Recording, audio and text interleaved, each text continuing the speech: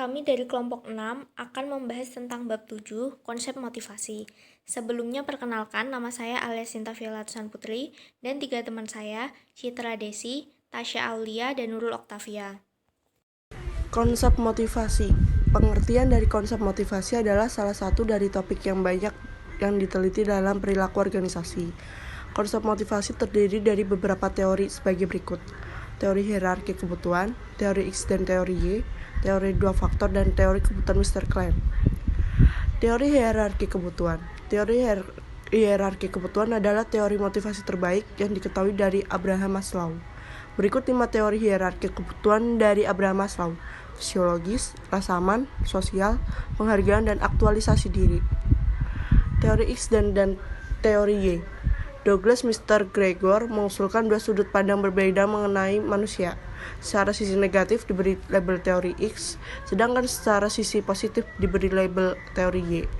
Pengertian teori X adalah asumsi bahwa pekerja tidak suka bekerja, malas, tidak mempunyai tanggung jawab, dan harus dipaksa mengerjakan. Pengertian teori Y adalah asumsi bahwa pekerjaan suka bekerja kreatif dan mencari tanggung jawab dan mempunyai kemauan dalam melakukan pekerjaan. Teori dua faktor. Pengertian dari teori dua faktor adalah suatu teori yang mengaitkan faktor-faktor intrinsik dengan kepuasan kerja dan menghubungkan faktor ekstrinsik dengan ketidakpuasan kerja. Teori kebutuhan Maxwell. Pengertian teori ini adalah suatu teori yang menyatakan bahwa pencapaian kekuasaan dan afiliasi adalah 3 kebutuhan yang penting dan dapat membantu dalam penjelasan motivasi. 3 pengembangan teori kebutuhan Maxwell antara lain kebutuhan akan pencapaian, kebutuhan akan kekuasaan, dan kebutuhan akan afiliasi. Teori-teori kontemporer mengenai motivasi. Yang pertama, teori penentuan nasib sendiri atau self-determination theory. Teori motivasi yang memusatkan perhatian pada pengaruh yang menguntungkan dari motivasi secara intrinsik dan pengaruh yang merugikan bagi motivasi secara ekstrinsik. Teori evaluasi kognitif atau cognitive evaluation theory mengalokasikan imbalan secara ekstrinsik atas perilaku yang sebelumnya telah memperoleh imbalan secara intrinsik yang cenderung pada penurunan keseluruhan tingkat motivasi jika imbalan terlihat sebagai pengendalian. Kesesuaian diri atau self-concordance, keadaan di mana alasan seseorang mencapai tujuan adalah sejalan dengan minat dan nilai utama mereka, yang mana mempertimbangkan seberapa kuatnya alasan orang-orang dalam mengejar tujuan mereka konsisten dengan minat mereka dan nilai inti. Keterlibatan pada pekerjaan atau job engagement, investasi atas fisik, kognitif, dan energi emosional pekerja ke dalam kinerja, keadaan yang mana pekerjaan meyakini manfaat untuk terlibat dengan pekerjaan. Selanjutnya ada teori penetapan tujuan atau goal setting theory. Suatu teori yang mengatakan bahwa tujuan yang spesifik dan solid dengan umpan balik akan mengarahkan pada kinerja yang lebih tinggi. Selanjutnya ada teori penguatan atau reinforcement theory. Suatu teori yang mengatakan bahwa perilaku merupakan fungsi dari konsekuensinya, mengabaikan keadaan dari dalam individu dan hanya memusatkan perhatian semata pada apa yang terjadi ketika dia melakukan beberapa tindakan. Selanjutnya ada behaviorisme atau behaviors, suatu teori yang berpendapat bahwa perilaku akan mengikuti stimulus dalam suatu hal yang secara relatif tidak terfikirkan. Selanjutnya ada teori pembelajaran sosial atau social learning theory, suatu pandangan yang dapat kita pelajari baik melalui observasi dan pengalaman secara langsung. Mengasumsikan perilaku sebagai fungsi dari konsekuensi, juga mengetahui efek dari pembelajaran melalui observasi dan persepsi.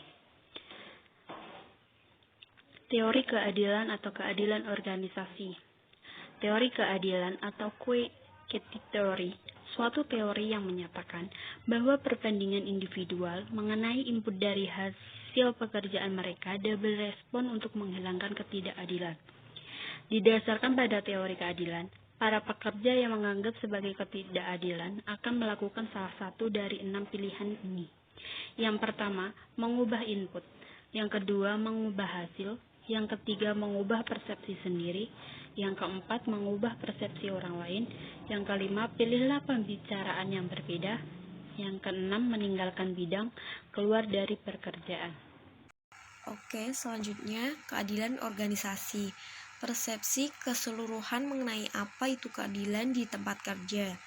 Terdiri atas keadilan distributif, prosedural, informasional, dan interpersonal. Keadilan organisasi memusatkan perhatian lebih luas pada bagaimana para pekerja merasa para otoritas dan pengambilan keputusan di tempat kerja dalam memperlakukan mereka.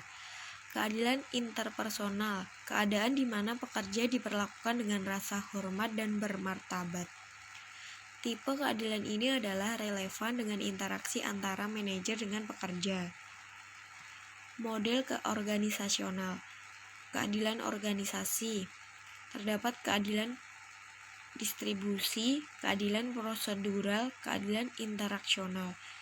Keadilan organisasi yaitu keseluruhan persepsi mengenai apa yang adil di dalam tempat kerja.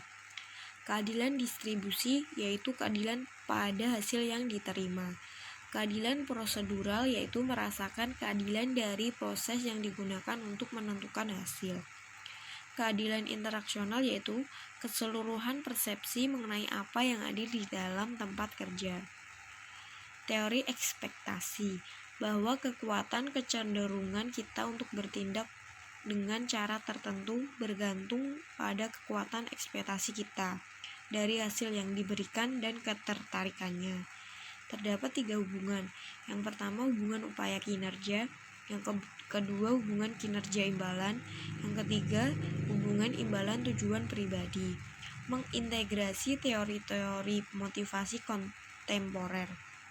Pengintegrasian teori kontemporer mempertimbangkan motivasi pencapaian, rancangan pekerjaan, penguatan, dan teori keadilan organisasional.